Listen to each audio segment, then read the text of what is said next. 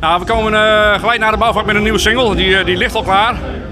Maar op dit moment zijn we even met andere dingen bezig. Want Gea die wordt volgende week geopereerd.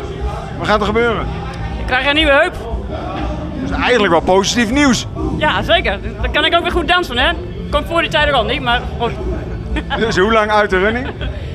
4 weken. Normaal staat er 6 weken voor, maar Dat past er niet in het schema. nee, we hadden al gepland voor januari, maar dat lukt niet meer. Dus ze heeft er te veel last van en we hebben gezegd, nou, we gaan het zo snel mogelijk doen. En de hele agenda wordt omgegooid en toch proberen we met 4 weken toch weer vol aan de bak te gaan.